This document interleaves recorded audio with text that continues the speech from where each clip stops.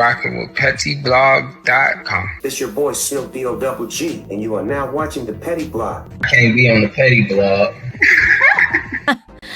Petty and T. I was so dumb. Oh, Petty. So they already know that I'm dropping the T. So let's get into this story. First, I want to give a trigger warning before doing so. As you probably see what this is about in the title, we are going to go into detail, and although we are keeping it clean, it might be a little too graphic for some, so you can click off as we do have some non-news posts and petty tea that may be more suitable for you coming too. Now let's get into it. Unfortunately, a 5-year-old has passed away after her own grandparents beat her to death for soiling herself, and for those who may not know the term, basically she number 2'd on herself. Now verbatim, grandparents from suburban Chicago have been charged with murder and a beaten death of their 5-year-old granddaughter, who was whipped a dozen times with a belt for defecating on herself, with the granddad allegedly confessing to being a little too rough during the fatal assault. Illinois prosecutors on Monday revealed horrifying details related to the July 14 killing of 5-year-old Jada Moore, telling the court that the girl had been subjected to beatings for more than 2 months, leaving her with severe contusions most commonly seen in car crash victims. Wow.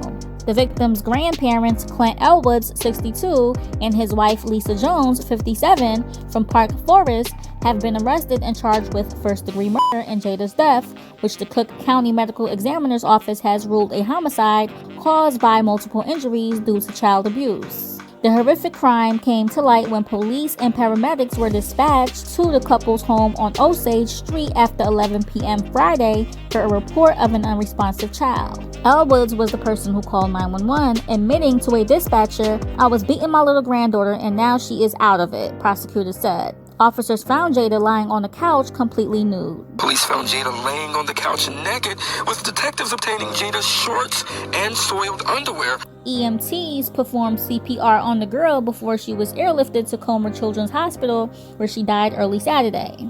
The grandfather was quoted as telling the police that he began beating Jada after she soiled her underwear.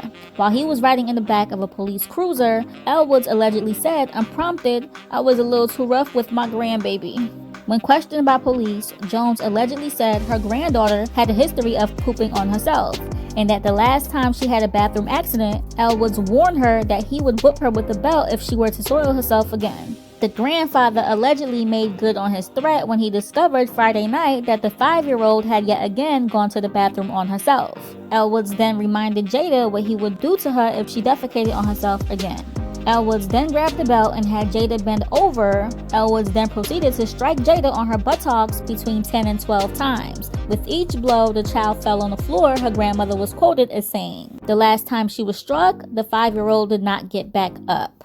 A search of the suspect's home turned up a pair of soiled children's underwear, a belt, a notarized letter from Jada's mom giving the grandparents custody for school and medical decisions, and a calendar with 4 dates marked in the month of June, allegedly indicating when Jada had previously defecated on herself. Detailing 4 dates last month when her undergarments were soiled. Prosecutors said in court that both grandparents allegedly admitted to beating Jada on a regular basis with a belt, their bare hands, and a shoe.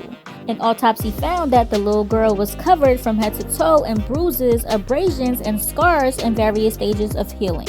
She also had what is known as internal avulsion or contusion pockets in her back, buttocks, and legs. Avulsion pockets are commonly seen in car accident injuries due to the force required to cause such an injury. The avulsion pockets are indicative of the victim losing blood into the soft tissue and are more dangerous in children due to their overall lower volume of blood.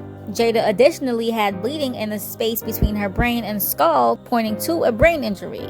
The beatings had started just a month into Jada's stay with her grandparents, who had taken her in back in early April, promising to give the 5-year-old a better home life after her mother, who lives in Atlanta, had fallen on hard times. This says that her mother was going through a rough time earlier this year and was looking for a permanent home and job, and when her father went to visit her, he agreed to keep his granddaughter for a couple of months. Just a few days ago, Kimberly received a call that she never thought she'd ever receive.